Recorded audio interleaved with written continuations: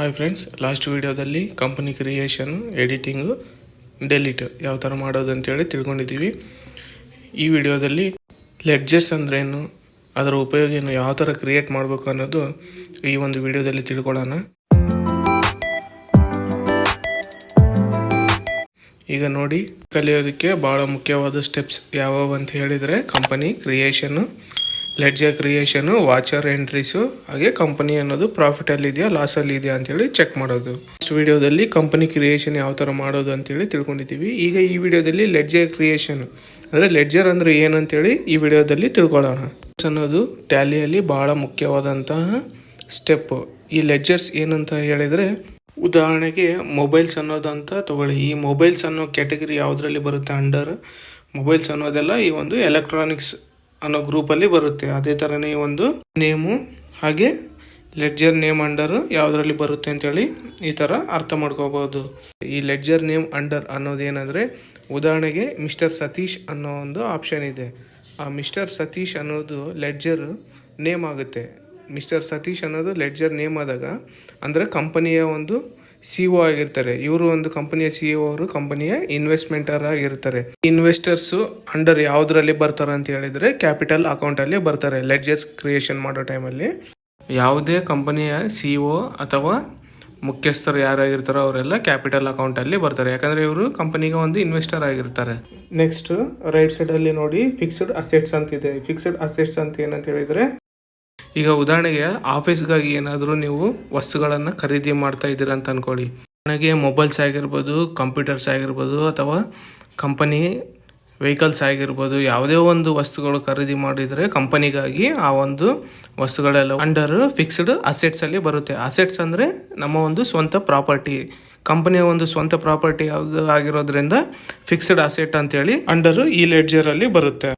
ಯಾವುದೇ ವಸ್ತುಗಳನ್ನು ಖರೀದಿ ಮಾಡಿದರೆ ಕಂಪನಿಗಾಗಿ ಅವೆಲ್ಲವೂ ಫಿಕ್ಸ್ಡ್ ಅಸೆಟ್ಸ್ ಆಗಿ ಲೆಡ್ಜರಲ್ಲಿ ಎಂಟ್ರಿ ಮಾಡ್ತಾ ಹೋಗಬೇಕು. ನೆಕ್ಸ್ಟ್ ಅಂಡರಲ್ಲಿ ನೋಡಿ, ಇಂಡೈರೆಕ್ಟ್ ಎಕ್ಸ್ಪೆನ್ಸಸ್. ಎಕ್ಸ್ಪೆನ್ಸಸ್ ಅಂತ ಏನಂತ ಹೇಳಿದರೆ ಖರ್ಚು ಮಾಡೋದು.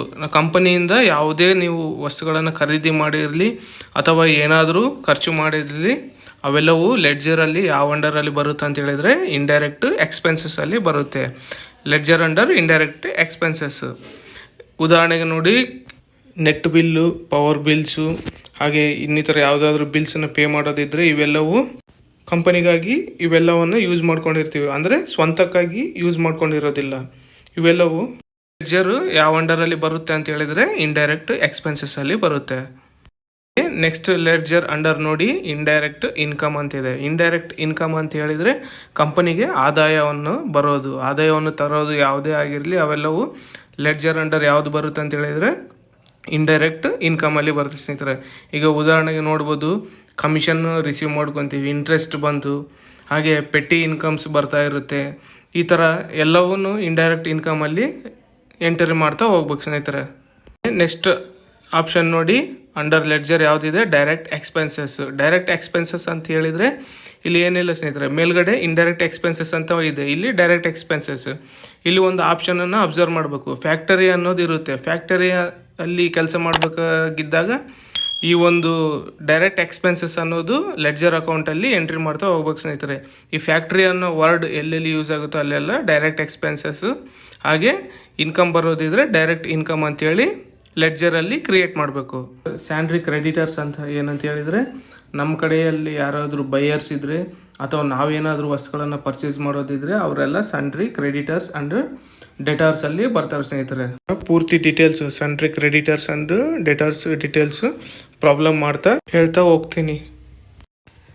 ಈ ವಿಡಿಯೋದಲ್ಲಿ ಬೇಸಿಕ್ಕಾಗಿ ಲೆಡ್ಜರ್ಸ್ ಅಂದ್ರೇನು, ಲೆಡ್ಜರ್ಸ್ ಅಂಡರ್ ಯಾವುದರಲ್ಲಿ ಬರುತ್ತೆ ಅಂತೇಳಿ ಈ ಒಂದು ವಿಡಿಯೋದಲ್ಲಿ ತಿಳ್ಕೊಂಡಿದ್ದೀವಿ. ನೆಕ್ಸ್ಟ್ ವಿಡಿಯೋದಲ್ಲಿ ಒಂದು ಪ್ರಾಬ್ಲಮ್ ಮೂಲಕ ಸಂಪೂರ್ಣವಾಗಿ ಟ್ಯಾಲಿ ಅನ್ನೋದು ಕಲಿತಾ ಹೋಗೋಣ ಸ್ನೇಹಿತರೆ. ಈ ವಿಡಿಯೋ ನಿಮಗೆ ಇಷ್ಟ ಆಗಿದ್ರೆ ಲೈಕ್ ಮಾಡಿ, ಶೇರ್ ಮಾಡಿ, ಸಬ್ಸ್ಕ್ರೈಬ್ ಮಾಡಿ. Thank you.